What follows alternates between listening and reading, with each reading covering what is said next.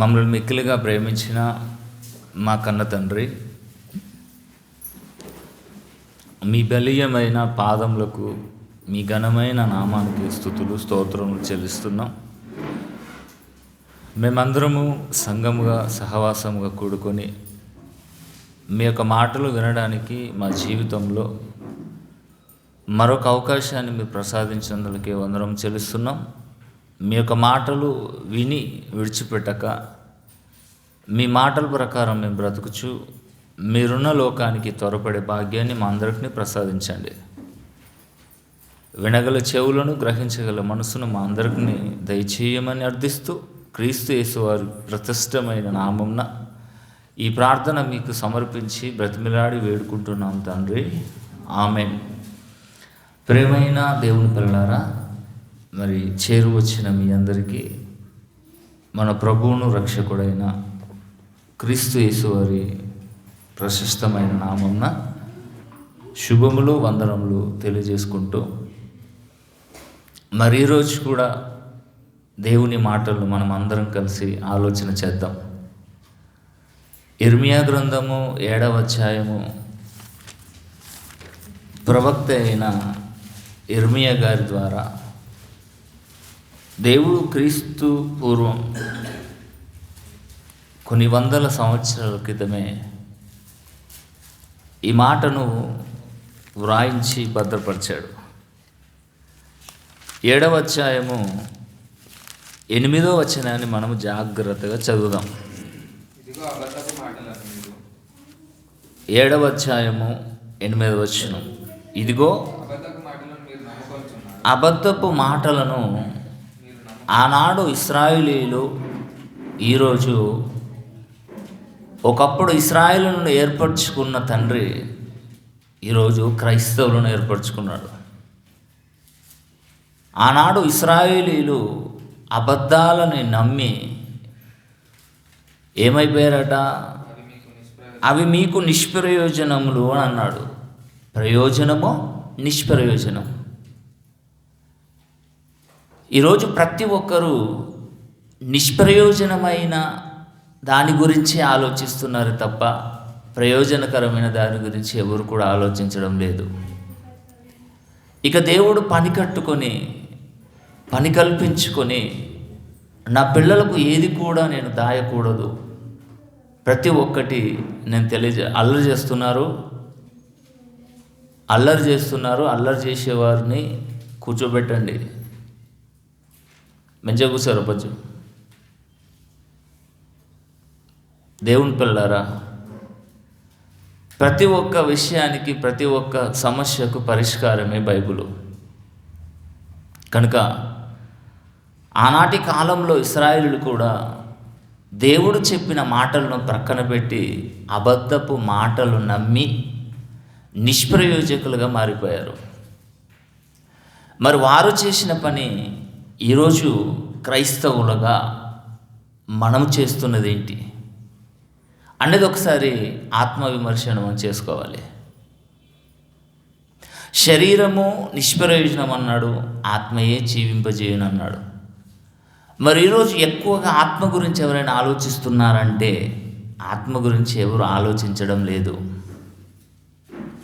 శరీరం కొరకే, ఇందాక ప్రార్థన చేశారే, శరీరం కొరకు, బంధాల కొరకు ఈరోజు మనం బ్రతుకున్నాం. వాక్యం కొరకు కాదు, సంఘం కొరకు కాదు. శరీరాలతో, బంధాలతో మాట్లాడడానికి, కలుసుకోవడానికి దేవుడు ఈరోజు మనం బ్రతికించాడా? యేసుక్రీస్తు వారి తల్లిగారి రక్తాన్ని పంచుకుని పుట్టిన చెల్లెళ్ళు, తమ్ముళ్ళు వచ్చినప్పుడు, నేను మీతో మాట్లాడాలని అన్నప్పుడు యేసుక్రీస్తు వారు చెప్పిన మాట మర్చిపోయామా?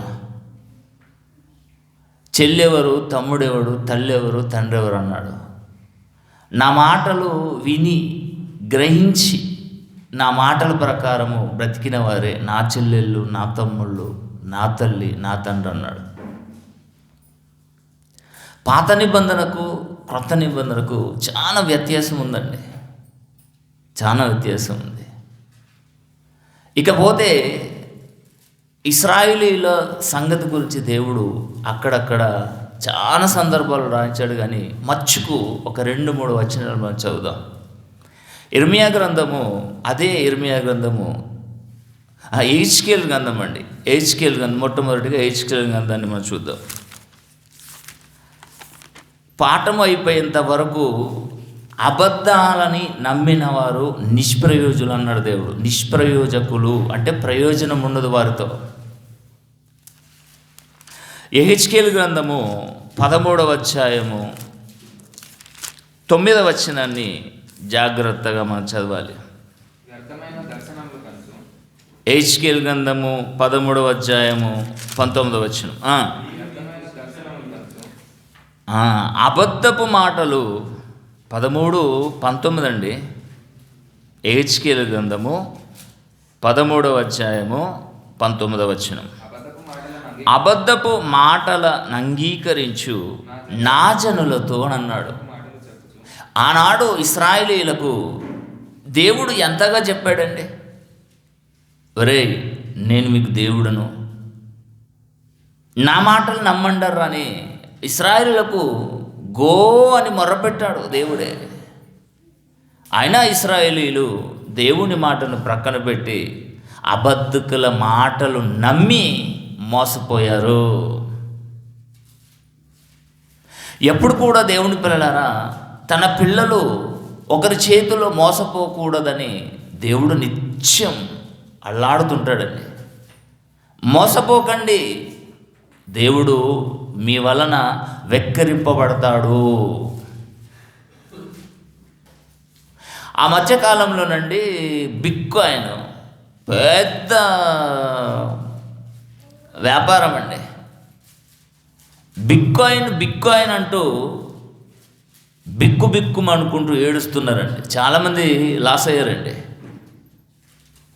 చాలామందిని లూటి చేశారు. అందులో క్రైస్తవులు,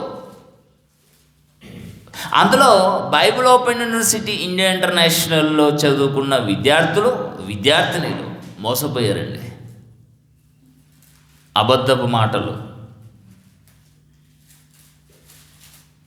ఈరోజు వ్యాపారాలు చేసేటప్పుడు అండి మనము అబద్ధపు మాటలు ప్రజల్లోకి తీసుకొని వెళ్ళకూడదు. నీ దగ్గర ఎంత సరుకు ఉందో అంతే చెప్పు, నీ దగ్గర ఎంత పని చేయడానికి సామర్థ్యం ఉందో అంతే చెప్పండి. కానీ అబద్ధాలు ఆడకూడదు, అబద్ధాలను నమ్మడానికి వాళ్ళను ప్రోత్సహించకూడదు. దేవుడు ప్రతిదానికి లెక్క అడుగుతాడండి. దేవుడు ప్రతిదానికి లెక్కల్లోకి తీసుకొస్తాడు. ఇకపోతే ఇశ్రాయేలు గురించి మాట్లాడుతూ అబద్ధపు మాటలు అంగీకరించు నా జనులతో అబద్ధపు మాటలు చెప్పుచు చేరెడు యావాలటండి. యావాలంటండి, మనము తాలింపులు వేస్తారు చూడండి, జీలకర్ర యావాలు. చేరడు యావాలకు చదవండి. చేరడు యావాలకును రొట్టె ముక్కలకును ఆశపడి మరణమునకు పాత్రులు కాని వారిని చంపుదురు, బ్రతుకుటకు అపాత్రులైన వారిని బ్రతికించుచు నా జనులలో మీరు నన్ను దూషించెదరు. స్వస్థత వరాలు. చనిపోయేవాడు ఎలాగ చనిపోతాడు? చనిపోయే వాడి స్థితిలో ఉన్న వారిని మీరు చనిపోరు, మేము బ్రతికిస్తాము.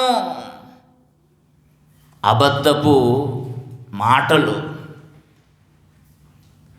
ఈ మధ్య ఎక్కడండి, ఈ బెల్లంపల్లి ప్రవీణ్ గారి దగ్గరికి ఒక కేసు వచ్చిందండి. ఆల్రెడీ ఆయనను ఇరికించారండి.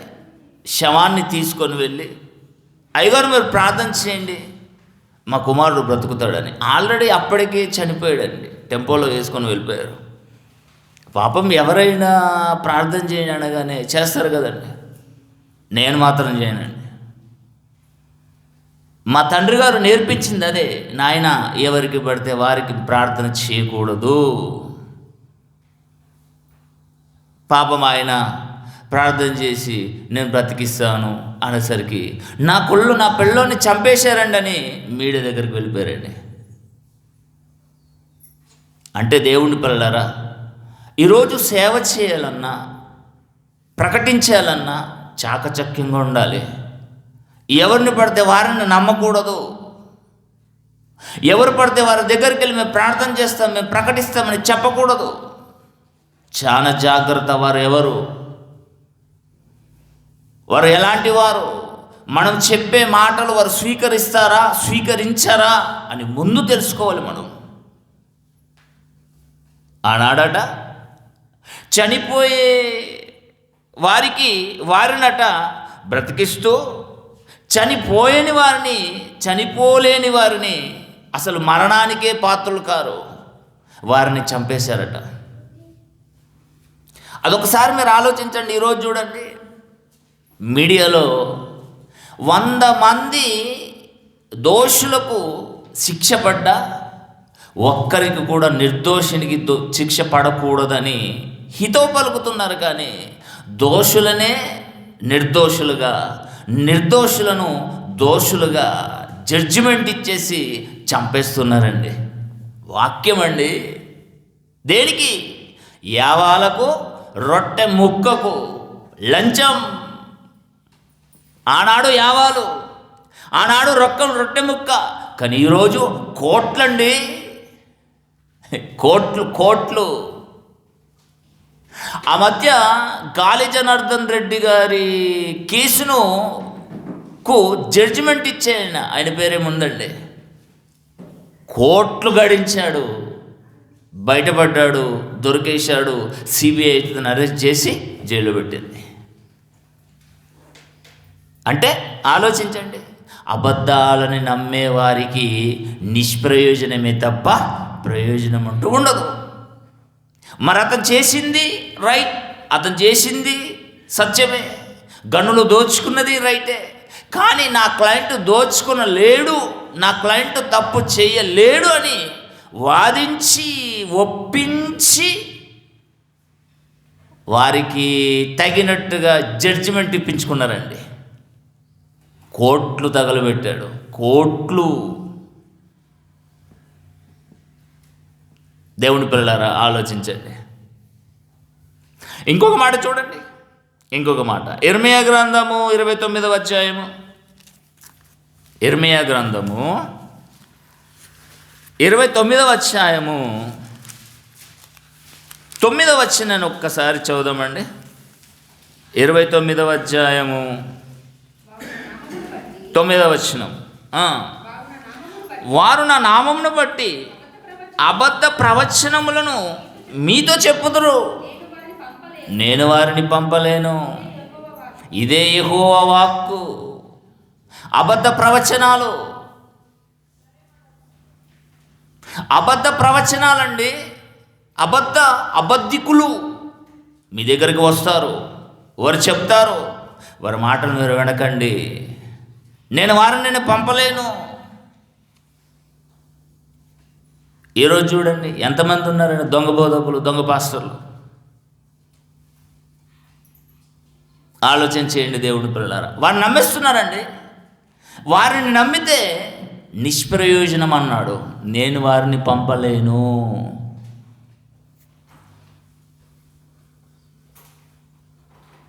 కనుక ప్రేమైన దేవుని పిల్లలారా, దేవుని మాటలు ఎప్పుడు కూడా నిక్కచ్చిగా ఉంటాయండి, నిక్కచ్చిగా ఉంటాయి. ఇర్మియా గ్రంథము చూడండి 9వ అధ్యాయము 4-5 వచనాలు. ఇర్మియా గ్రంథము 9వ అధ్యాయము 4-5 వచనాలండి. మీలో ప్రతివారును తన పొరుగువాని విషయమై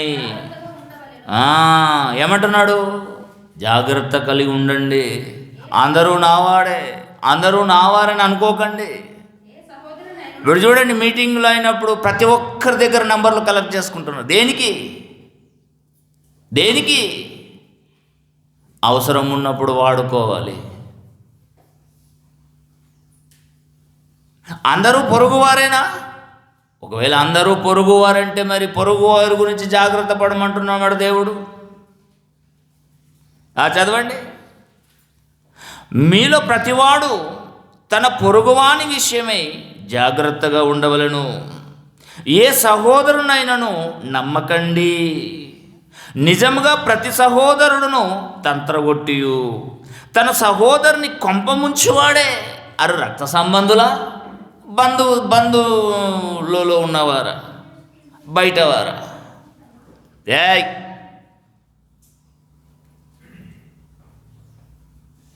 అరే నువ్వు ఇట్రా ఇక్కడ కూర్చో. అరే చేరియండి. ఇట్రా ఇక్కడ ఉన్నత. దేవుని పిల్లలారా ఆలోచన చేయండి. ఎందుకు ఇంతగా దేవుడు చెప్తున్నాడంటే, మీరు మోసపోతారు నా పిల్లలారా. అందరిని నమ్మేస్తారు. నమ్మకండి. యేసుక్రీస్తు వారైతే కొత్త నిబంధనలో ఒక సింహం గురించి జాగ్రత్త, ఒక చిరుతపుల గురించి జాగ్రత్త అని చెప్పలేడు. మనుష్యుల గురించి జాగ్రత్త పడని అన్నాడు. వారే మన కొంప ముంచుతారు, ఇరికిస్తారండి. ఇరికించి తప్పుకుంటారండి. ఇంకేమంటారు చూడండి కిందికి. ప్రతి సహోదరుడును తంత్రగొట్టియు తన సహోదరుని కొంపముంచును.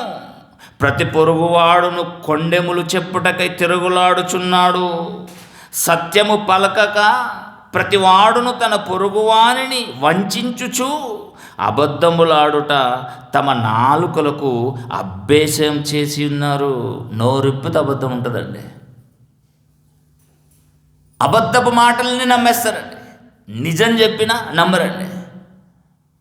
అబద్ధ మాటల్ని నమ్మేస్తారు. చేయంత కాలిన తర్వాత, అయ్యో బ్రదర్ మీరు ముందే చెప్పారు కదా, నేను నమ్మలేను, ఇప్పుడు మీరు అన్నట్టే అయింది. ఏం లాభం? ఇరుక్కపోయావు. బండ కింద చేతి పడుతున్నట్టండి. వెళ్ళేటప్పుడు చక్కగా వెళ్ళిపోతుంది, కానీ మరలా తిరిగి తీసుకునేటప్పుడు నిజంగా అండి గీరలు పడతాయండి. అందుకని చాలా జాగ్రత్తగా తీసుకోవాలి. తన పిల్లల కొరకే చెప్పాడు దేవుడు. ఇంకేమంటారు చూడండి. ఎదుటివారి తప్పులు పట్టవలనని ప్రయాసపడుదురు. ఎదుటివారి తప్పులే పట్టాలంతే.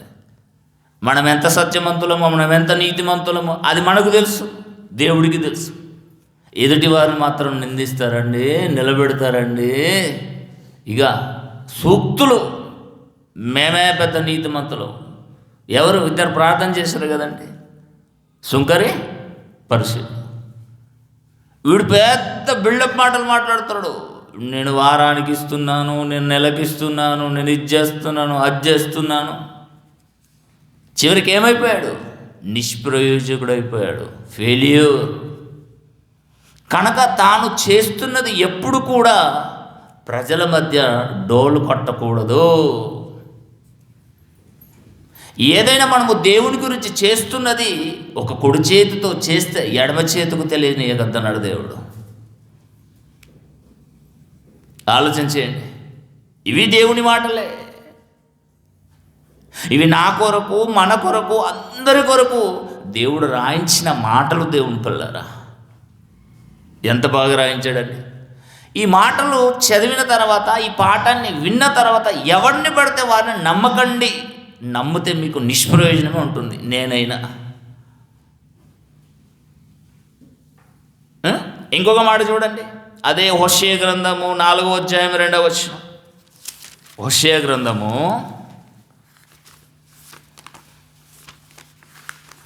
4వ అధ్యాయము 2వ వచనాన్ని జాగ్రత్తగా చదువుదాం.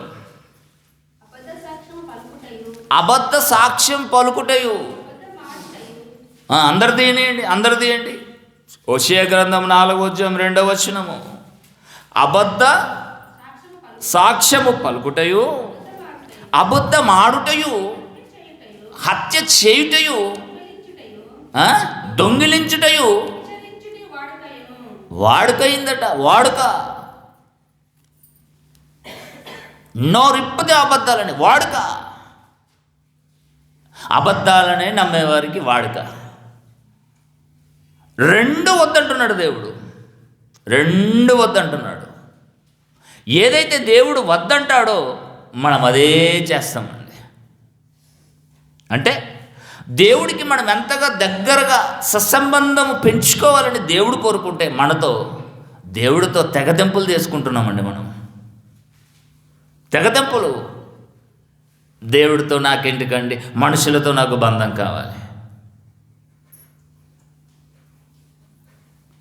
ఒక ఆయన అంటాడు నాతో, అన్నయ్య మీకు ఇబ్బంది అయితే నేనే మానుకుంటాను సంఘానికి, కానీ వారితో మాత్రం నాకు సత్సంబంధం కావాలి, బంధువులు, రక్త సంబంధికులు. అదేనా ఇన్ని రోజుల వరకు నేర్చుకున్నది? అవసరమైతే సంఘంతో కట్టింపు చేస్తాడట, కానీ బంధువులతో మాత్రం ఎప్పుడు నాకు బంధుత్వం కావాలి. అదేం మాట, బాధ అనిపించిందండి. కొకొల్లులుగా ఉన్నారు. ఈరోజు సంఘాలు విచ్ఛిన్నమవుతున్నాయంటే, 2 వర్గాలు 3 వర్గాలు అవుతున్నాయంటే, ఆ రోజు అలా అందులో ఎక్కడ ఏం జరుగుతుందో తెలుసా? కుల వ్యవస్థ. వీరు నావాడు, వీరు నావాడు, నావాడే పాస్టర్గా ఉండాలి, నీవాడే పాస్టర్గా ఉండాలి, అంటే 2 విభజన. ఏం సాధిస్తారండి? ఏం సాధించగలరు చెప్పండి? ఏమంటున్నాడు? అబద్ధ సాక్ష్యాలను పలుకుటకు, అబద్ధమాడుటయు, హత్య చేయుటయు. ఈరోజు ప్రాణాలను కూని చేస్తలేదండి, నిజంగా మానసికంగా హత్య చేస్తున్నారండి, చంపేస్తున్నారు, కొల్లబొడుస్తున్నారు మాటలతో, ప్రవర్తనతో, అబద్ధాలను నమ్ముతూ. వాడుక, రొటీన్ లైఫ్. అది రొటీన్. ఎందుకు రాలేరండి అంటే, ఏదో చెప్తే పోలా, నన్ను మోసం చేస్తారేమో, దేవుడినైతే మోసం చేయలేరు కదా. లేనిది కల్పించి చెప్పడము, రానిది వచ్చిందని చెప్పడము. ఎప్పుడైతే మీ నోటి నుండి ఒప్పుకున్నారో అదే ప్రాప్తిరస్తు అంటాడు దేవుడు, తదాస్తు అంటాడు. రానిది వస్తుంది, లేనిది వస్తుంది. మనమే మన నోటితో దానిని మనం ఆహ్వానించుకుంటున్నాం మన శరీరంలోకి. అందుకని ఎప్పుడు కూడానండి దేవుని పట్ల, మనుషుల పట్ల అబద్ధం ఆడకూడదు, అబద్ధాన్ని నమ్మకూడదు.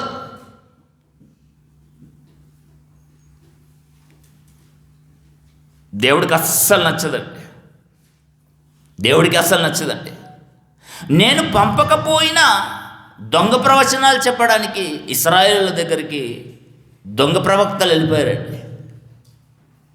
ఆనాడు అలా అయితే యేసుక్రీస్తు కాలము, 2వ రాకట కాలము సమీపించిన కొలది ఏమి జరుగుతుందో, ఏమి జరుగుతుందో నేటికి 2000 సంవత్సరాల క్రితం యేసుక్రీస్తు వారి నోటి ద్వారా చెప్పాడండి.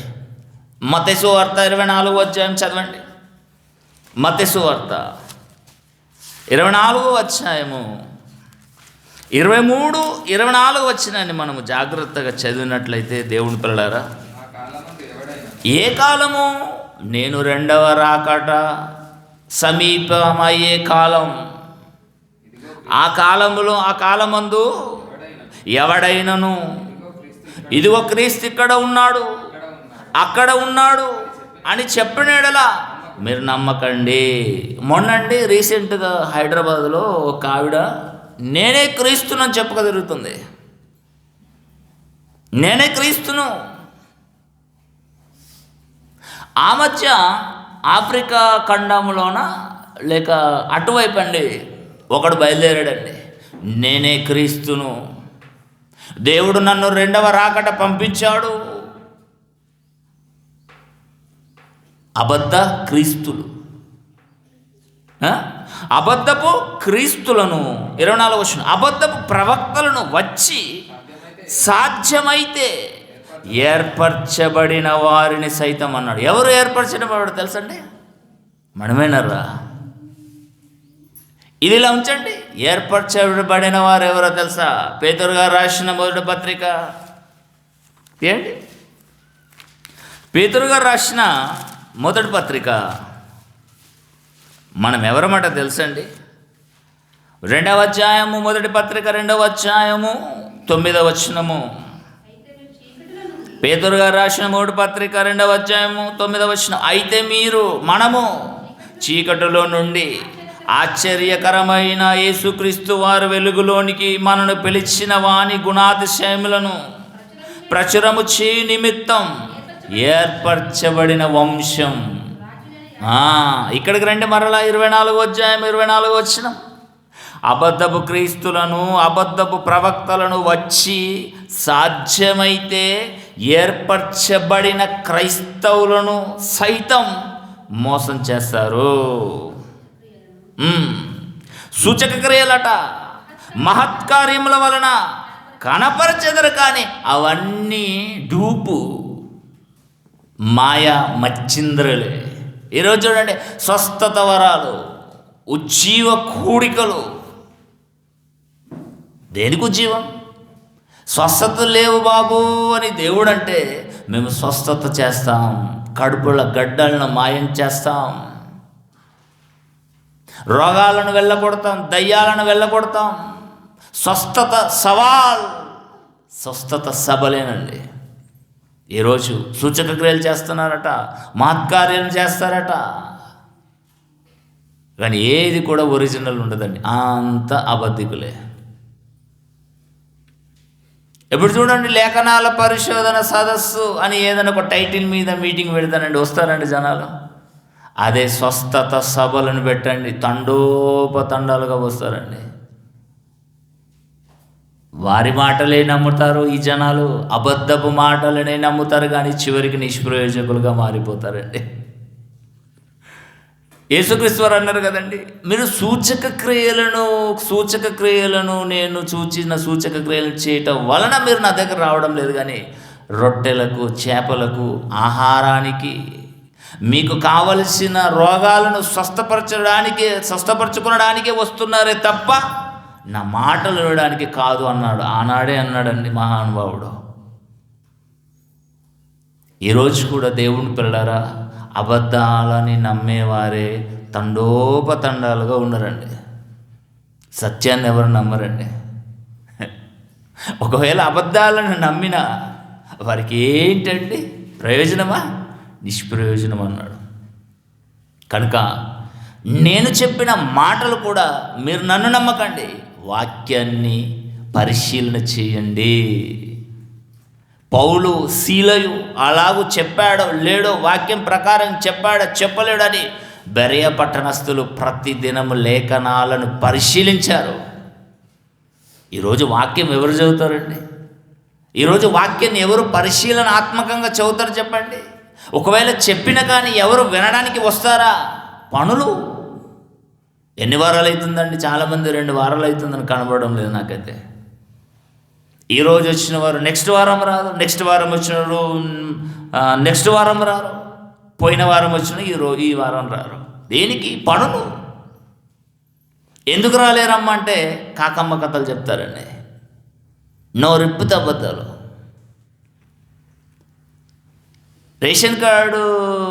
రేషన్ బియ్యం ఇస్తున్నారంటే రోగం వచ్చినా నొప్పి వచ్చినా వెళ్ళి తెచ్చుకుంటారండి. 25 కిలోల బియ్యం నెలంతా నాకు పూట గడవాలి. వాక్యమా, చర్చ, దేవుడా, ఏ అవసరం లేదండి. నిష్ప్రయోజనమైన దాని కొరకే ఆరాటపడుతున్నారే తప్ప ప్రయోజనమైన దాని కొరకు ఎవరు ఆరాటపడరు. ఈరోజు బిజినెస్లు, ఫ్యాక్టరీలు, ఉద్యోగాలు, ఇవన్నీ దేనికి తెలుసా? నిష్ప్రయోజనమయ్యే శరీరం కొరకే. దేవుని పిల్లల లోకాన్నంతా అడవిగా మార్చేశాడండి. మనం తప్పులు చేసి సాతాను మీద పాడేస్తున్నారండి. అన్ని సాతాను చేయదండి, మనం కావలచుకొని మనమే చేస్తాం. ఏమనంటే సాతాను నన్ను శోధించింది బ్రదర్, అందుకని నేను రాలేదు. సాతాను వచ్చి నేను శోధించిందా? ఎలా శోధించింది? ఆలోచించేయండి. ఇక మరొకసారి పాఠ్యభాగంలోకి వస్తే ఇర్మీయా గ్రంథము 7వ అధ్యాయము 8వ వచనం మళ్ళా చదివితే, అబద్ధపు మాటలను నమ్మిన వారు నిష్ప్రయోజకులు అవుతారు అని అన్నాడు. ఒక 2 సందర్భాలు నేను చూపెడతానండి. 2 సందర్భాలు చూపెట్టినాను. రాజులు మొదటి గ్రంథము, దయచేసి అందరూ తెరవండి. రాజుల మొదటి గ్రంథము 13వ అధ్యాయము. అబద్ధాన్ని నమ్మి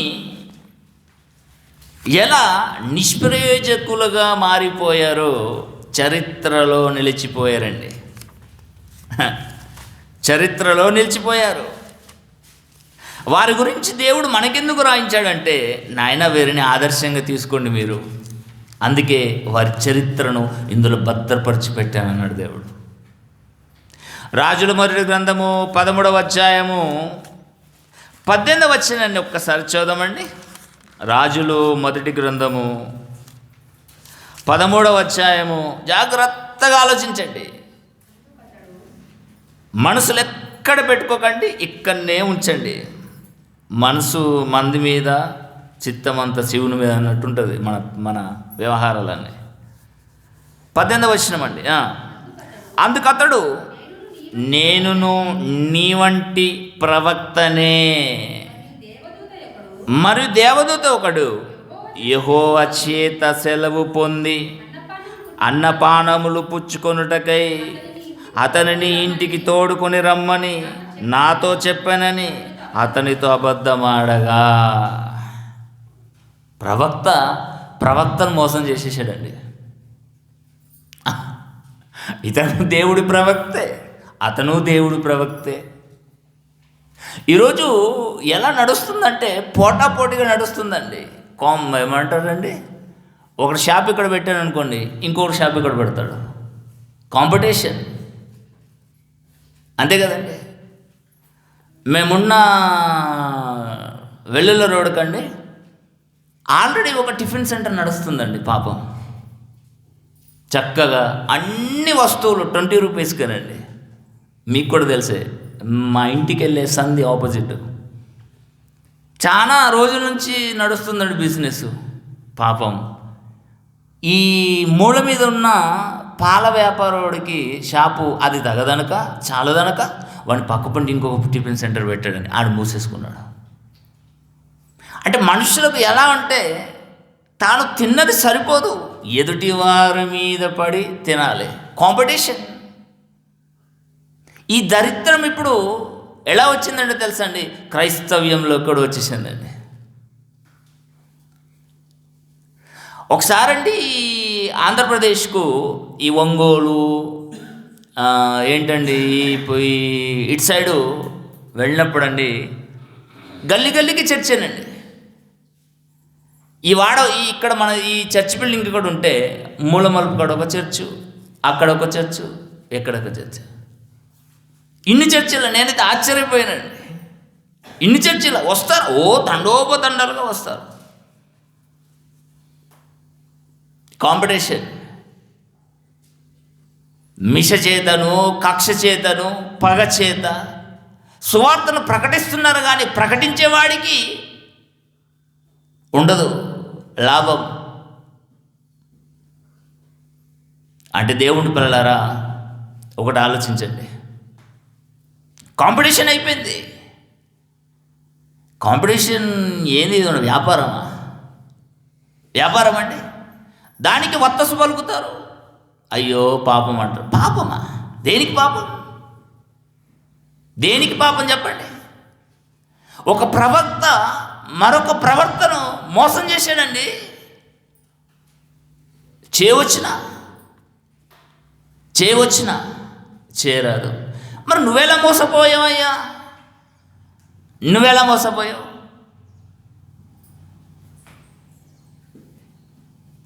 దొంగ ఏడుపులు ఏడుతారండి. ఏడుపు దొంగ ఏడుపు. ఏడుపు ఒకటి ఉంటుంది, దొంగ ఏడుపు ఉంటుంది. ఒక సామెత అంటారండి తెలంగాణలో, గొడ్డు సామెత, అగలాడి పోయితే దొంగని అనుకున్నట్టు. అవునా కాదంటారు? మీకు తెలుసా సామెత? అగలాడి ఏడుపులు ఏడుస్తారండి. అంటే ఇక్కడ ఈ ప్రవక్త ఒక ప్రవక్త దగ్గరికి వెళ్ళి అగలాడిగా మాట్లాడేశారు. నేను నీలాంటి ప్రవక్తనే, దేవదూత ఒకడు వచ్చాడు, నాకు చెప్పాడు, పలానా దగ్గర ఉన్న ప్రవక్తను తీసుకునిరా, నీ ఇంటికి తీసుకెళ్ళి చక్కగా భోజనం చేసి పంపించమన్నాడు అని చెప్పసరికి పాపం ఆ ప్రవక్త మోసపోయాడండి.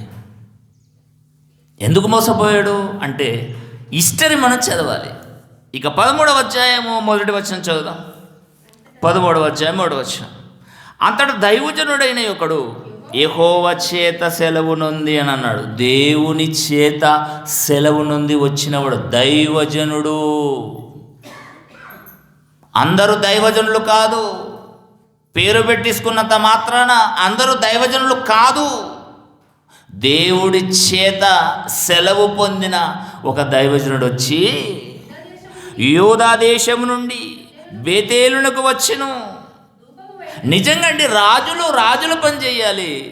ధూపం వేసేది ఎవరు వేయాలో తెలుసండి? లేవీలు వేయాలి. గాడిద చేసే పని గాడిద చేయాలి, గుర్రం చేసే పని గుర్రం చేయాలి. గాడిద బరువు మోస్తుంది, పోండ్లు.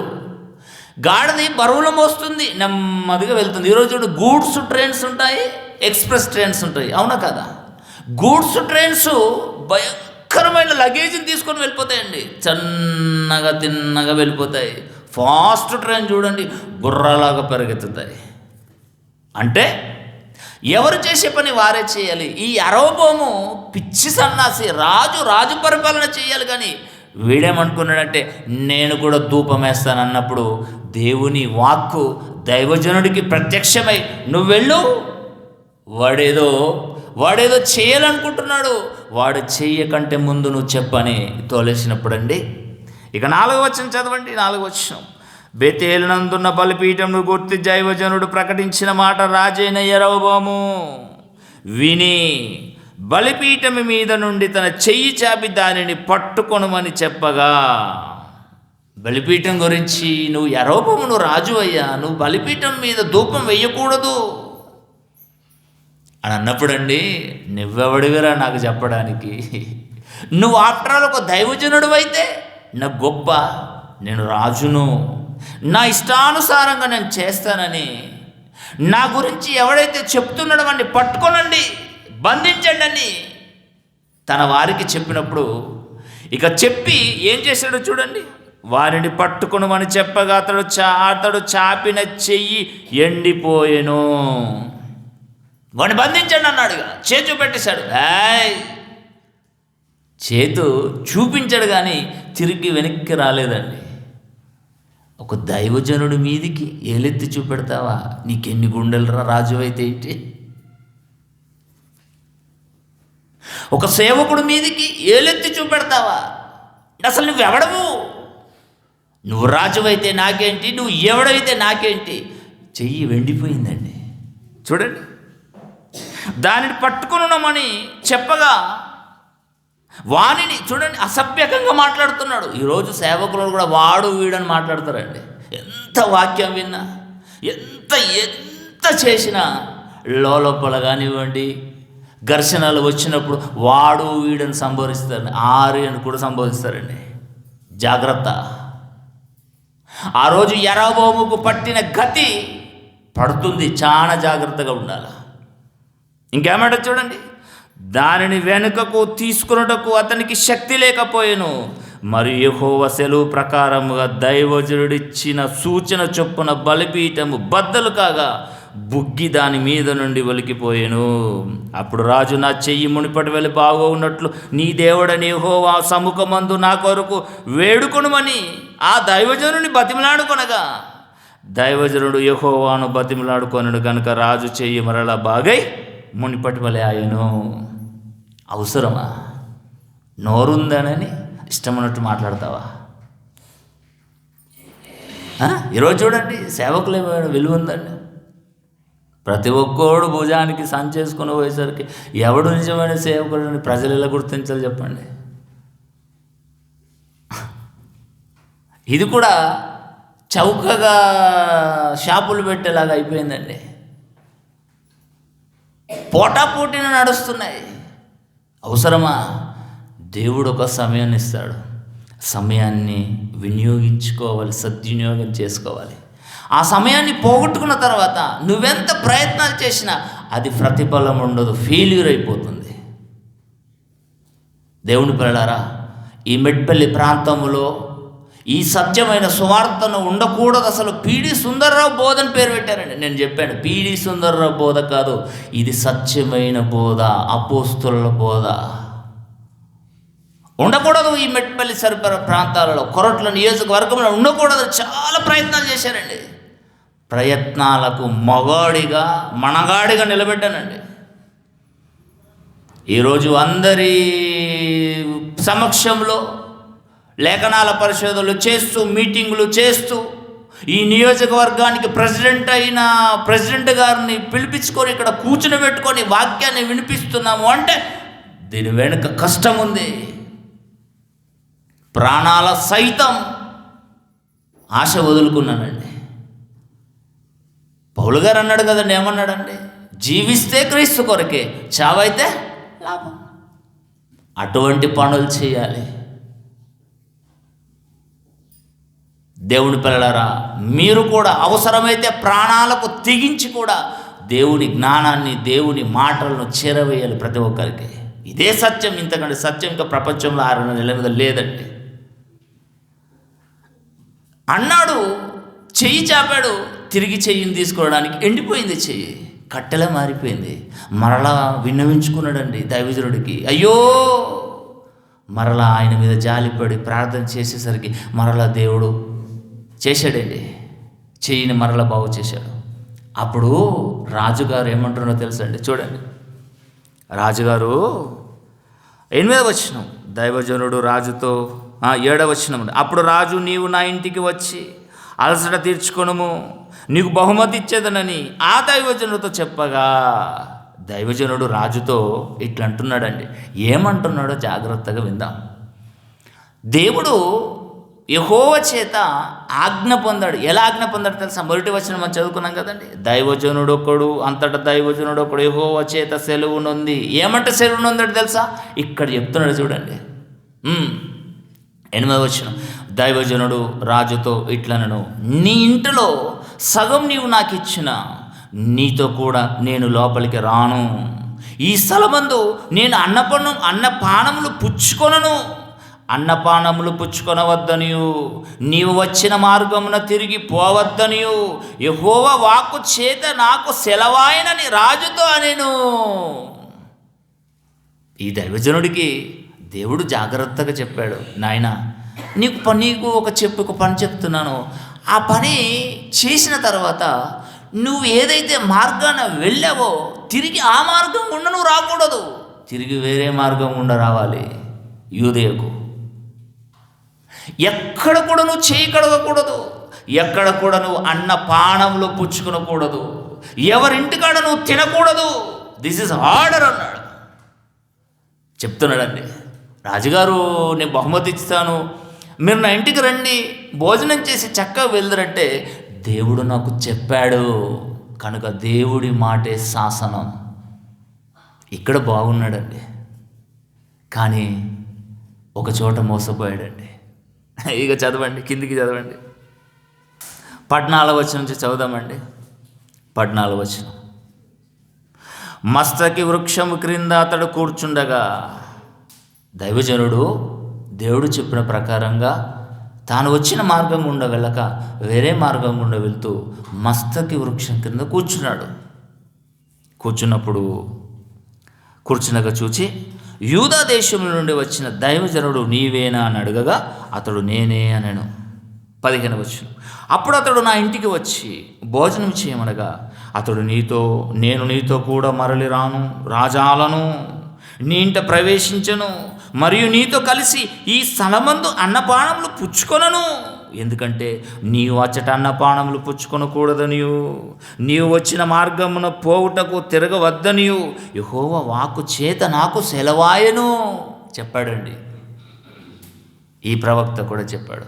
అయితే రాజుతో చెప్పేసరికి రాజుగారు అంగీకరించాడు. కానీ ప్రవక్త ఆ ప్రవక్తతో అబద్ధమాడాడండి. ఇప్పుడు చూడండి 18వ వచనం, అంతటను నేనును నీ వంటి ప్రవక్తనే. ఇప్పుడు చూడండి, మేము కూడా పాస్టర్ అండి అనగానే రండయ్య గారు అని ఇంట్లోకి తీసుకెళ్ళరా? అసలు ఎక్కడి పాస్టరు? అసలు వీడిని ఎవరు అపాయింట్ చేశారు? అసలు వీని దగ్గరికి మనం వెళ్ళాలా, వెళ్ళకూడదా? వీడిని మన ఇంటికి రానిచ్చుకోవాలా, రానిచ్చుకోకూడదా అని ఆలోచిస్తారండి. తెల్ల బట్టలు, తెల్ల షర్టు, తెల్ల ప్యాంటు, భుజానికి సంచి. ఇక ఇతను అయ్యగారే. అందరినీ అయ్యగారని పిలకండి, చిచి, అందరినీ పాస్టర్ అని పిలకండి. ఎవరైతే మీ ఆత్మలను కాచేవారు ఉంటారో, మీ ఆత్మల గురించి ఎవరైతే ఆసక్తితో పనిచేస్తారో వాడు నిజమైన సేవకుడు అండి. సంఘానికి మాదిరిగా ఉండేవాడే నిజమైన సంఘ కాపరి. ఒకటి ఈరోజు చూడండి, పెళ్ళిళ్ళు చేసుకుంటారు కదా, ఒకదాన్ని ఇడిచి ఇంకోదాన్ని, ఇంకొకరిని ఇడిచి ఇంకొకరిని, ఎక్కడ ఛాయిస్ లేదని ఇక అలా.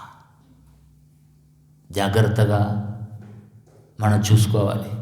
ఎవరిని పడితే వాడిని నమ్మకండి, ఎవరిని పడితే వాడి మాటలలో పడి మోసపోకండి. ఇక ఈయన చెప్పేసరికండి ప్రవక్త గారు, దైవజనుడు సైలెంట్ అయిపోయాడండి. కానీ ఆలోచించాలి, అయ్యో నాకు చెప్పిన దేవుడు మరలా నాకు సెలవు ఇయ్యాలి కదా. నువ్వు దైవజనుడు అయితే ఏంటి, నువ్వు ప్రవక్తవైతే ఏంటి? నాకు దేవుడు మరలా చెప్పలేడు. దేవుడు నాకు చెప్పేంత వరకు నేను ఈ మస్తక వృక్షం కింద కూర్చుంటానని కూర్చోలేకపోయాడండి. అంటే ఆకర్షణ. ఈరోజు నిజం గడప దాటకంటే ముందే అబద్ధం శరవేగంగా వెళ్ళిపోతుందండి. అవునంటారా కాదంటే చెప్పండి. తల్లిదండ్రులు మెచ్చి పెళ్లి చేసుకున్న పెళ్ళి ఊరు దాటి సమాచారం వెళ్ళదండి. ఇంట్లో నుండి ఎవరైనా ఎస్కేప్ అయ్యారు అనుకోండి, ఊరు కాదండి, మండలం, డిస్టిక్, రాష్ట్రం అంతా. అంటే అబద్ధమే శరవేగంగా వెళ్ళిపోతుంది, నిజము అక్కడనే ఉంటుంది. ఇక ఈ మాట చెప్పగానే ఆయన ఏమన్నాడు చూడండి, 19వ వచనం. అబద్ధమాడగా అతడు తిరిగి అతనితో కూడా మరలిపోయి అతని ఇంటి అన్నపానములు పుచ్చుకొనెను. వారు భోజనము చేయుచుండగా అతనిని వెనుకకు తోడుకొని వచ్చిన ఆ ప్రవక్తకు యెహోవా సెలవిచ్చాడు. యెహోవాకు ప్రత్యక్షమైంది, దైవజనుడు కాలేదు. దైవజనుడిని దేవుడు ఎడబాశాడండి. నిజంగా దేవుడు ఒకే మాట సౌలేం చేశాడండి. రాజు ఒకే మాట వినలేడు, సింహాసనం నుండి తోసిపడేశాడు. సంసోను తన బలాన్ని చేతులార పోగొట్టుకున్నాడండి. దేవుడి చేత ఎడబాయబడ్డాడు. ఇక ఎవరైతే అబద్ధమాడి తోలుకొచ్చిన ప్రవక్తకు దేవుడి వాక్కు ప్రత్యక్షమై ఏమంటారు చూడండి, పేజీ తిప్పండి, 21వ వచనం. అంతటా అతడు యూదా దేశం నుండి వచ్చిన దైవజనుని పిలిచి యెహోవా ఇలాగూ ఆజ్ఞ ఇచ్చుచున్నాడు, అతనికి చెప్పు, నీ దేవుడని యెహోవా నీకు ఆజ్ఞాపించిన దానిని గైకొనక. ఇదంతా చేసేదాకా చూస్తున్నాడండి. చేసిన తర్వాత దేవుడు ప్రశ్నిస్తాడు. మరి చెయ్యకముందు ఆపచ్చు కదా, ఆపడండి. మనము బానిసలం కాదు, స్వతంత్రులం. జ్ఞానమేది, అజ్ఞానమేది, మంచేది, చెడేది, అబద్ధము, సత్యం అన్నది తెలిసిన జ్ఞానేంద్రియాలు దేవుడు మనకిచ్చాడు. ప్రతి ఆత్మను నమ్మక అని అన్నాడు, ప్రతి ఆత్మను నమ్మక.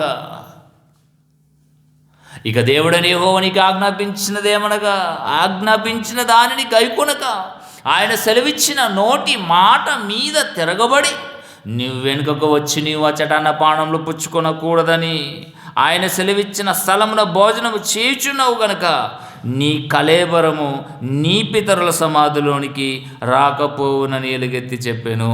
అంటే నీ పితరుల సమాధులు ఎక్కడైతే పాతిపెట్టబడ్డారో నీ సమాధిని కూడా, నీ శరీరాన్ని కూడా అక్కడ పాతిపెట్టారు.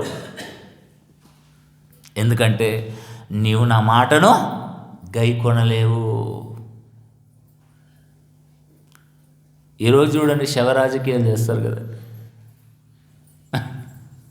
శవరాజకీయాలు. దేవుడి మాట విననందున నీ పితరుల సమాధిలోకి నీ కళేబరము వెళ్ళదు అని అన్నాడు. తర్వాత నీ పితర సమాధులలోనికి రాకపోవునని ఎలుగెత్తి చెప్పిన అంతటా వారు అన్నపానములు పుచ్చుకున్న తర్వాత అచ్చడి ప్రవక్త తాను వెనుకకు తోడుకొని వచ్చిన ఆ ప్రవక్త గాడిద మీద గంత కట్టించెను. అతడు బయలుదేరి మార్గమును పోచున ఒక సింహం అతనికి ఎదురుపడి అతనిని చంపేసి. ఏం ప్రయోజనమైందండి? ప్రాణం పోగొట్టుకున్నాడు, ప్రాణాన్ని పోగొట్టుకున్నాడు. మరి ఈ ప్రవక్త మరి దేవుడు సెలవిచ్చిన మాట వెంటనే చెప్తున్నాడా? అయ్యా ఆపండి అయ్యగారు, వెళ్ళండి అంటున్నాడా? పగలు ప్రతీకారాలు, ఒకడి మీదంటే ఒకడు.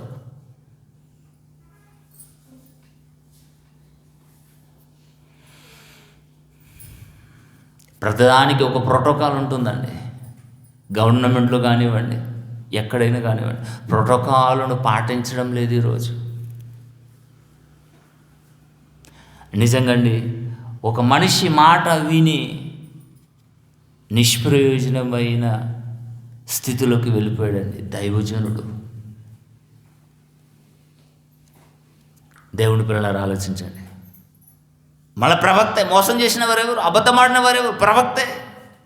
ఇంకెవడో బయట వారు వచ్చి అబద్ధమాడలేరండి. కనుక మనం కూడా చాలా జాగ్రత్తగా ఉండాలి. ఎవరే మాటలు చెప్తారో, దేవుని మాటలు, దేవుని వాక్యం మన చేతుల్లో ఉంది కదా, ఆయుధాన్ని పరిశీలించాలి. మరి ఆయన చెప్పిన మాటలు ఇందులో ఉన్నాయా లేవా పరిశీలనాత్మకంగా మనం బ్రతకాలండి. ఎప్పుడు కూడా మనం ఎవరి చేతులు మోసపోకూడదండి. ఓకేనా? ఇంకొక సందర్భాన్ని నేను చూపించి ముగించుకుందాం. ఆదికాండము 3వ అధ్యాయము, ఆదికాండము 3వ అధ్యాయము 1వ వచనం అండి. 1వ వచనము కింది మాటల నుంచి. ఇది నిజమానందండి. ఎవరు? దారుంటపోయే దానయ్య. అంతే కదండి. దానయ్య అంటే దారుంటపోయే దానయ్య. ఎవరో తెలియదు. ఏదైనా వనంలో తన భర్త తానుంది, ఇద్దరే. దారుంటపోయే దానయ్య వచ్చేసి నిజమానంది. నిజమన్నప్పుడు ముందు అడగాలి, మీరెవరు ఫస్ట్? మీరు ఎక్కడి నుండి వచ్చారు? నిజమా అంటున్నారు, ఏంటి మీరు అబద్ధమా? ఏంటి అబద్ధం, ఏంటి నిజం అని ఆరా తీయాలి. ఆరా తీయక ఏం చేసింది చూడండి. మన జీవము గల వారికి తల్లి అవ్వమ్మ. చూడండి, శ్రీతో నిజమా? ప్రశ్న. ఈ తోట చెట్లలో దేని ఫలములనైనా మీరు తినకూడదని దేవుడు చెప్పానని అడిగాను. అందుకు శ్రీ, ఈ తోట చెట్ల ఫలములను మేము తినవచ్చును, అయితే తోట మధ్యనున్న చెట్ల ఫలములను గూర్చి దేవుడు మీరు తావకుండాన్నట్లు వాటిని తినకూడదని, వాటిని ముట్టకూడదని చెప్పానని ఆ దారుంటపోయే దానయ్యతో చెప్పాడు. అప్పుడు ఆ దానయ్య ఏం చెప్తున్నాడు చూడండి, ఒక అబద్ధాన్ని క్రియేట్ చేస్తున్నాడు. అందుకు ఆ దానయ్య అంటున్నాడు, మీరు చావనే చావరు, ఎలైనగా మీరు వాటిని తినదనమున మీ కన్నులు తెరవబడననియు, మీరు మంచి చెడ్డలు ఎరిగిన వారై దేవతల వలె ఉందురని దేవునికి తెలియనని స్త్రీతో చెప్పగానే ఈమె మనసంతా కకలవికలం అయిపోయింది. దేవుడు మమ్మల్ని మోసం చేశాడు, దేవుడు మా మీద పగబట్టాడు, దేవుడు మా మీద ఏదో మమ్మలను ఒక ఎత్తుకు ఎదగకుండా తొక్కి పెడుతున్నాడు దేవుడు అని ఆలోచనలు పడిపోయిందని. పడిపోయి ఆ దానయ్య చూపించిన చెట్టు ఫలముల మీద ఆకర్షితురాలైంది. ఒక అబద్ధాన్ని నమ్మేసిందండి. మరి దేవుడు చెప్పలేడా? ఆవిడని ఒప్పుకుంది, తిను దినమున చస్తారు అనేది. ఈవిడేమంటుంది, దానయ్యగడు ఏమంటున్నాడు, మీరు చావనే చావరు, ఇక పైగా దేవతల వలె మీరు అవుతారు, గొప్పవారు అవుతారు. నిజంగా ప్రేమైన దేవుని పిల్లరా, తల్లిదండ్రులు పిల్లలకు బరువు బాధ్యత నిజాలు చెప్పి బయటకు పంపిస్తే బయటవారి మాటలు నమ్మి వారికి ఆకర్షితులై ఈరోజు తల్లిదండ్రులను ఏడిపిస్తున్నారండి. తన తండ్రి దేవుడని యెహోవా చెప్పాడండి. 2వ అధ్యాయము చూడండి, ప్రక్కనే 2వ అధ్యాయము 15వ వచనం అండి. 16వ వచనం. మరియు దేవుడని యెహోవా ఈ తోటలోనున్న ప్రతి వృక్ష ఫలములను నీవు నిరభ్యంతరంగా తినవచ్చును. అయితే మంచి చెడ్డలు తెలివినిచ్చు వృక్ష ఫలములను తినకూడదు. నీవు వాటిని తినుదినమున నిశ్చయముగా చస్తారు అని అన్నాడు. అదే మాట ఆ దానయ్య గానితో చెప్పాడండి. చెప్పినా కూడా మీరు చావనే చావరు. చావమా? అసలు ఎవడో వచ్చి చెప్పిన మాట విని తన తండ్రి చెప్పిన మాటను ఏం చేశారు తెలుసా అండి? తుంగలో తొక్కేసిందండి అవ్వమ్మ. ఈరోజు సమాజంలో ఆలోచించండి, ఇలాంటివే జరుగుతున్నాయండి. భార్య భర్తల మధ్య, భర్త భార్యల మధ్య, పిల్లలు తల్లిదండ్రుల మధ్య, తల్లిదండ్రుల పిల్లల మధ్య. ఎవరో వచ్చి చెప్తారండి, వదినచ్చి మీ ఆయన అక్కడ కనబడ్డాడు అనగానే ఈవిడ రెచ్చిపోతుందండి. ఈడొస్తాడు, అన్నయ్య మీ ఆవిడ ఎక్కడో కనబడ్డాడు అనగానే వీడు రెచ్చిపోతాడండి. అసలు రానివ్వు, ఎక్కడ కనబడ్డాడో ఏంటి, ఎందుకు వెళ్ళింది, ఎందుకు వెళ్ళాడు ఆరతి తీయకూడదండి. ఆలోచించండి. ఆ రోజు జరిగిన సందర్భాన్ని ఈరోజు మనం ఆలోచిస్తున్నామంటే దేవుడు ఎంత మంచివాడండి. అబద్ధాలను నమ్మేవారే ఎక్కువ ఉన్నారు, అబద్ధాలు ఆడేవారే ఎక్కువ ఉన్నారు. ఇక చూడండి, ఇక 5వ వచనం. ఏలైనగా మీరు వాటిని తిను దినమున 3వ అధ్యాయము 5వ వచనం. కన్నులు తెరవబడనియు మీరు మంచి చెడ్డలు ఎరిగిన వారే దేవతలలో ఉందరని దేవునికి తెలియనని స్త్రీతో చెప్పగా ఆ స్త్రీ వృక్ష ఫలము వృక్షం ఆహారంకు మంచిదనియు అప్పటి వరకు వృక్షం మీద ఈవిడకు ఆసక్తి లేదు. ఎన్నోసార్లు చెట్టు ముందడికి వస్తుంది వెళ్తుంది, కానీ దేవుడు తినకద్దన్నాడు, దేవుడు ముట్టకద్దన్నాడు. ముట్టితే తింటే చస్తామన్న భయం ఉంది. కానీ 3వ వ్యక్తి వచ్చేసి భయమా పాడా, చావుడా పుట్టగనా, మీరు చావనే చావరనగానే దేవుని మాటను ప్రక్కన పెట్టింది, 3వ వ్యక్తి మాటనే పట్టేసుకుందండి. ఈరోజు కుటుంబాలలో అల్లర్లు, గొడవలు ఎందుకు జరుగుతున్నాయో తెలుసా? కుటుంబంలో కాని వేరే వ్యక్తి మాట విని కుటుంబాలను పతనం చేసుకొని రోడెక్కించుకుంటున్నారండి. ఆలోచించండి. ఇక ఏం చేసింది చూడండి ఈవిడ. 6వ వచనం. ఆ స్త్రీ ఆ వృక్షం ఆహారంకు మంచిదియు కన్నులకు అందమైనది వివేకమిచ్చు రమ్యమైనది యుండుట చూచినప్పుడు ఆమె దాని ఫలములు కొన్ని తీసుకొని తిని తనతో పాటు తన భర్తకు ఇచ్చాను. అతడు కూడా తిన్నాడు. మరి ఆరతి ఇయ్యాలి కదా, ఇవి అసలు ఎక్కడికి తెచ్చావమ్మని. భార్య తెచ్చి విషం ఇచ్చినా కానీ తినే మగాళ్ళు ఉన్నారండి ఈరోజు. నమ్ముతారు కదండి పాపం. ఇప్పుడే ఒక న్యూస్ వచ్చింది, ఏం తెలుసా? భర్తనట కొత్తిల్లు కట్టుకోవాలి అని అనుకున్నాడట.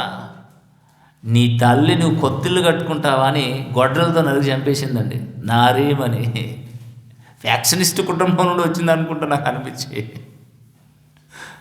ఎవరిని కూడా ఎప్పుడు కూడా నమ్మరాదండి. దేవుడి పిల్లలారా, అసలు బైబులే లేకపోతే, అసలు దేవుడు ఇవన్నీ మెలకువలు మనకు ఇవ్వకపోతే మనం ఎలా బ్రతికేవారమండి? ఆలోచించండి. అసలు ఈ సత్యాన్ని సత్యంగా లేఖనాలను పరిశోధించే తత్వం మనకు ఒకవేళ లేకపోతే, నేర్చుకోనకపోతే, నిజంగా జయశాలి గారి పుట్టిన కాలంలో మనం పుట్టడం నిజంగా దీనికంటే అదృష్టం ఇంకేది లేదండి. దేవుని పిల్లలారా, తినేసింది. ఇక దేవుడు వస్తున్నాడు చూడండి. దేవుడు వచ్చి అడిగాడు, నాది తప్పు కాదు నీది, నీ తప్పు కాదు నాదే. ఈవిడనేమో దానయ్య మీద వేసేసింది. ఫస్ట్ ఎవరి దగ్గరికి వచ్చాడు? యజమాని దగ్గరికి వచ్చాడు.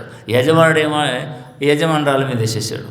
అంతే కదండి. కింద ఆ యజమాని దగ్గరికి వచ్చి ఏమమ్మంటే, దానయ్య నన్ను మోసం చేశాడు, దారంటావు దానయ్య, నా తప్పు కాదు అని ఎందుకు నువ్వు చేసావు? ఉల్టా దేవుడికి ప్రశ్న. బాగుంది మీకు. మీ సొంట లేని పైత్యం నేను తిప్పుతానని దేవుడు ఏం చేశాడు తెలుసా? ఆ దానయ్యకు విధించాడు శిక్ష. ఇక స్త్రీ దగ్గరికి వచ్చినాడు చూడండి, అదే 3వ అధ్యాయము 16వ వచనం. ఆయన స్త్రీతో, నీ ప్రయాసమును నీ గర్భము వేదనను నేను మిక్కిలి హెచ్చించాను. అబద్ధాలు నమ్మినందుకు శిక్ష, నిష్ప్రయోజనం. ఈరోజు ఆడతల్లులు గర్భవతులుగా అవుతున్నారన్న ఒకవైపు సంతోషం అయితే, అమ్మో డెలివరీ సమయంలో ఎంత బాధగా ఉంటుందని కొందరు ఆలోచిస్తారండి. అందుకే ఎవరు ఈరోజు నార్మల్ డెలివరీ చేయించుకోవడం లేదండి, అందరూ సీజరింగే. నొప్పి భరించలేము. మరి ఆ నొప్పికి కారకురాలు ఎవరు? అబద్ధాన్ని నమ్మిన అవ్వమ్మ. దేవుడు అంతగా చెప్పాడు, తిను దినమున నిశ్చయంగా చస్తారన్నాడు, ఖండితంగా చెప్పాడు. మీ మాటలు మా గోసులు పెట్టు. దానయ్య మాటలే మేము వింటాం. ఎన్ని కుటుంబాలు రచకెక్కలేమే, ఎన్ని కుటుంబాలు విడాకుల పాలు కాలేమని చెప్పండి. అయినా దేవుడు ఏం చేశాడు తెలుసా?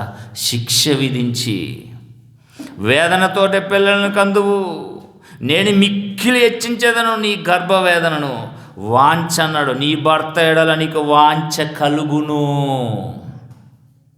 అతడు నిన్ను ఏలునని చెప్పాను. ఎందుకు ఈరోజు భర్తే భార్యకు తాళి కట్టాలి? వాంఛ. ఈరోజు భర్తల మీదకి తిరగడం లేదండి, తిరగబడడం లేదు. నీ అమ్మ నువ్వు ఎవడివిరా, నువ్వు భర్త అయితే ఎవడది? ఆరి తోరని పిలుస్తున్నారండి భార్యలు, తెలుసా? మందిరాలకు చర్చిలోకి రాగానే మరియమ్మలు అవుతారు, బయటకు వెళ్ళగానే యజబేల్లా మారిపోతారండి. లేరండి సమాజంలో? చెప్పండి, ఎన్ని న్యూస్లు లేవండి?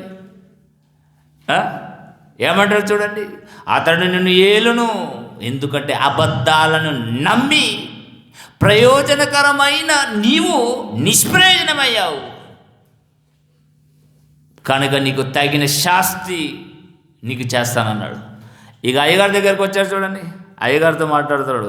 ఆయన ఆదాముతో, నీవు నీ భార్య మాట విని తినవద్దని నేను నీకు ఆజ్ఞాపించాను కదా, నీ భార్య మాట ఎందుకు విన్నావు? నేనది కూడా తప్పేనండి.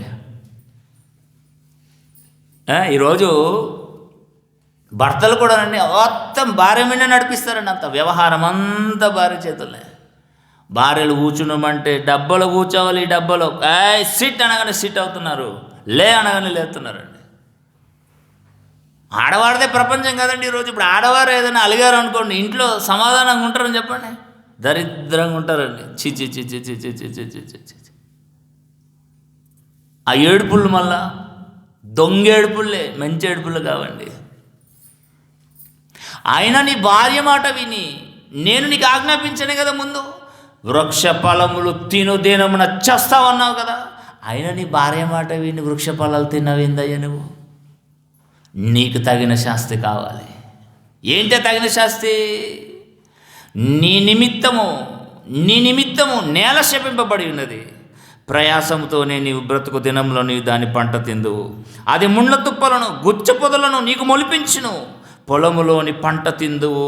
నీవు నేలకు తిరిగి చేరే వరకు నీ ముఖం చెమట కాచి ఆహారం తిందువో. ఏంటి మగవాళ్ళు పడుతున్న కష్టాలు చూడండి. నిన్ననండి నేను నాగపూర్ నుండి వస్తున్నప్పుడు అండి 12:30 అవుతుంది. అంకాపూర్ ఆ రోడ్ మధ్య, అంకాపూర్ దాటి ఆరుమూరు అంకాపూర్ మధ్యలో అండి ఒక ఆయన అక్కడ మంట పెట్టుకొని అక్కడనే పడుకున్నాడండి. ఎందుకు? కుప్పకు కావాలి, వడ్ల కుప్పలకు కావాలి. ఏం బాధ అండి ఇది. ఏ ఆడోళ్ళు అంటారండి, మేము లేడీసు, మేము అక్కడ వండాలి, నువ్వు మగాడివి కాబట్టి నువ్వు ఇక్కడ వండాలి. యజమానుడు రైతు కదా. ఏంటి ఆ గోస? ఈ గోస వచ్చిందంటే ఈ గోసకు ముందు తప్పు చేసింది ఎవరు? మహానుభావుడు, మొదటి మనిషి ఆదాము. నేను అనుకున్నా అండి, పాము తేలు వచ్చి కొడితే ఏంటి నీ కుప్ప నిన్ను బతికిస్తుందా? మహా అయితే 20,000 50,000 కుప్ప. మనిషి ప్రాణాలు ఏంటండి? మన రోడ్డు మీద పడుకున్నాడు. అంటే ప్రయోజనమైన దాని కొరకు ఎవరు ఆలోచించరు, నిష్ప్రయోజనమైన దాని కొరకు ఆలోచిస్తారండి. పాపం వారికి అదే ఇక సంవత్సరం అంతా 6 నెలలు కష్టపడి సంపాదించి కష్టపడి కూర్చుకున్న ఆదాయం అది, కనుక కావలి పడుకున్నారు. ఇక చూడండి ఇంకేమంట చూడండి, నీ ముఖము చెమట కార్చి ఆహారం తిందువు, ఏలైనగా నేల నుండి నీవు తీయబడితేవి, నీవు మన్నే గనుక తిరిగి మన్నైపోదు అని చెప్పాను. ఆదాము తన భార్యకు హవ్వ అని పేరు పెట్టిన ఏలైనగా ఆమె జీవముగల ప్రతివానికి తల్లి. దేవుడని యెహోవా ఆదామునకు అతని భార్యలకు చర్మపు చొక్కాయలను వేయించిన తర్వాత తొడిగించిన, ఇంకా అందులో ఉంచలేడండి. దెబ్బతిండిపోయాడు దేవుడు. వీళ్ళను స్వతంత్రులుగా వీళ్ళను ఆ ఏదేను వనంలో వస్తే ఇక ఎప్పుడు నిరంతరం నిలిచి ఉండే ఆ జీవవృక్ష ఫలాలు కూడా తినేసి వీళ్ళు నాకు ఏమైపోతారు, ఎదురు తిరుగుతారు. ఒకప్పుడు దేవదూత పరలోకంలో ఎలా ఎదురు తిరిగిందో వీరు కూడా నాకు ఎదురు తిరుగుతారు, నిరంతరం జీవిస్తారు, వీరు నేనేం చేయలేను అనుకొని ఏం చేయాలి తెలుసా అండి, భద్రత వ్యవస్థలో నుండి బయటపడేశాడు దేవుడు. కింద చూడండి, అప్పుడు దేవుడని యెహోవా 22వ వచనం, యెహోవా ఇదిగో మంచి చెడులను ఎరుగునట్లు ఆదాము మనలో ఒకని వంట ఆయన. కాబట్టి అతడు ఒకవేళ తన చెయ్యి చాపి జీవవృక్ష ఫలములను కూడా తీసుకొని తిని నిరంతరం జీవించునేమో అని దేవుడని యెహోవా అతడు 7 ఏళ్ల నుండి తీయబడెనో, దాని సేద్యపరచుటకు ఏదేను తోటలో నుండి అతనిని పంపివేసెను. అబద్ధాన్ని నమ్మినందుకు భద్రత వ్యవస్థలో నుండి బయటపడ్డారు. అప్పటి నుంచి కష్టాలండి, ఇంత అంత కష్టాలు కాదు దేవుని పిల్లారా, భయంకరమైన కష్టాలు. ఆది దంపతులు కోరి తెచ్చుకునేవి కష్టాలు అవి. అబద్ధపు మాటలను విని ప్రయోజనకరమైన సేఫ్టీ ప్లేస్ అండి ఏదేను వనం. ఆ రోజు దాంట్లో నుండి గెంటి వేయబడ్డారండి, కేవలం అబద్ధమును నమ్మే. మన పరిస్థితి ఏం చెప్పండి, ఒకవేళ మనము కూడా ఏదేను వనంలో ఉండి ఆదాము అవ్వలాగా అబద్ధాలను నమ్మితే దేవుడు నిర్దాక్షంగా సంఘము నుండి గెంటి వేస్తాడు, బయటకు గెంటి వేయబడతాం. దేవుని పిల్లరా, ఇది క్రీస్తు సంఘం, దీనికి అవయవాలుగా మనమే ఉన్నాం. మనమే దీనిని కాపాడుకోవాలి. ఏ గుంటనకు వచ్చినా, ఏ తోడేలు వచ్చినా దాని నుండి మనం కాపాడుకోవాలి సంఘాన్ని తప్ప మనమే దానికి బలి కాకూడదండి. ఈరోజు ఈ ప్లాట్ఫామ్ సిద్ధం చేయడానికి ఎంత కష్టపడ్డానో అది నాకు తెలుసు. మీరందరూ కొత్తవారండి, ఇక్కడ పాతవారు ఎవ్వరు లేరండి. కనుక దేవుని పిల్లరా, ఎప్పటికి కూడా ఎవరిని కూడా నమ్మకండి, ఏ అబద్ధం మాటలు నమ్మకండి. ఏదైనా మీకు మాట్లాడాలనుకుంటే ఖచ్చితంగా నా దగ్గరకు రండి, సేవకుడుగా ఉన్నాను కదండి. ప్రతిదానికి సమాధానం చెప్పే బాధ్యత నాకు ఉంది. సంఘాన్ని కాపాడుకోవాలి. ఈ సంఘంలో దేవుని చేత చేర్చబడాలి తప్ప ఇందుకు కూలిపోకూడదు. అబద్ధాలను నమ్మి దైవజనుడు సింహం పాలయ్యాడు. అబద్ధాలను నమ్మి భద్రత వ్యవస్థలో నుండి అభద్రతలోకి వెళ్ళిపోయారు. ఎవరు? ఆదాము అవ్వలు. కనుక ఈరోజు క్రీస్తు గురించి, వాక్యం గురించి తప్పుడు మాటలు ప్రకటించేవారు కోకొల్లలుగా ఉన్నారు. స్వస్థతల పేరట, ఫలానా పేరట, మేము ప్రార్థన చేస్తే మీకు అది వస్తుంది, అవన్నీ ట్రాష్. అందుకని మనుష్యుల గురించి జాగ్రత్త పడమన్నాడు దేవుడు, యేసుక్రీస్తు వారు. కనుక ప్రియమైన పిల్లలారా, దేవుని పిల్లలారా, ఆలోచన చేయండి. విన్న మాటలు ఎప్పుడు కూడా మనకు నిష్ప్రయోజనకరంగా కాకూడదు. ప్రతి ఒక్కరికి ప్రయోజనకరంగానే ఉండాలి అని దేవుడు కోరుకుంటున్నాడు, యేసుక్రీస్తు వారు కోరుకుంటున్నాడు, మనలో ఉన్న పరిశుద్ధాత్మ దేవుడు కోరుకుంటున్నాడు. ఒక సేవకుడుగా నేను కూడా కోరుకుంటున్నాను. ప్రతి ఒక్కరు ప్రయోజనకరమైనదే చేయాలి తప్ప నిష్ప్రయోజనమైన దాని కొరకు అబద్ధాలను నమ్మకూడదు, అబద్ధాలను మాటలాడకూడదు. ప్రార్థన చేసుకుందాం. దయగలిగిన మా తండ్రి, దయగలిగిన మీ పాదాలకు వందనం చెల్లిస్తున్నాం. మంచి మాటలు మాకు నేర్పించారు, నేర్చుకున్న మేము మీ మాటల ప్రకారం బ్రతుకుట కృప చూపండి. మీ అందు భయముతో భక్తితో మీ మాటలు వింటూ వాటిని అనుసరిస్తూ అబద్ధాలను నమ్మక ప్రయోజనకరమైన దానిని ప్రక్కన పెట్టి నిష్ప్రయోజనమైన దాని కొరకు వెతకలాడక మాకు మంచి సంయోచితమైన జ్ఞానాన్ని మీ పిల్లలకు ప్రసాదించండి. ఇంత గొప్ప జ్ఞానాన్ని మాకు నేర్పించిన తండ్రి గారికి మంచి ఆరోగ్యం 74 సంవత్సరాలు ముగించుకుని 75 సంవత్సరాలు అడుగు పెట్టాడు. ఈ సంవత్సరం అంతా మీ పిల్లలు మీ కుమారుని కాపాడండి. అనేక సంవత్సరాలు అనేక దినాలు మా మధ్య ఉంటూ అనేకమైన సంగతులను మీ కుమారుడు ద్వారా నేర్చుకుంటూ కృప చూపండి. పెద్దలు జాయింట్ డైరెక్టర్స్ను, డిప్యూటీ డైరెక్టర్స్ను, అడిషనల్ డిప్యూటీ డైరెక్టర్స్ను, ప్రిన్సిపాల్స్ను, కోఆర్డినేటర్ ప్రతి ఒక్కరిని మీరు జ్ఞాపకం చేసుకోండి. దేవతలలో వంచిన మీ పిల్లలందరినీ జ్ఞాపకం చేసుకోమని వేడుకుంటూ సమస్తమును మీ పాదసన్నిధికి అప్పగించుకుంటూ క్రీస్తు యేసు వారి ప్రశస్తమైన నామమున ఈ ప్రార్థన మీకు సమర్పించి బ్రతిమిలాడి వేడుకుంటున్నాం తండ్రి. ఆమేన్.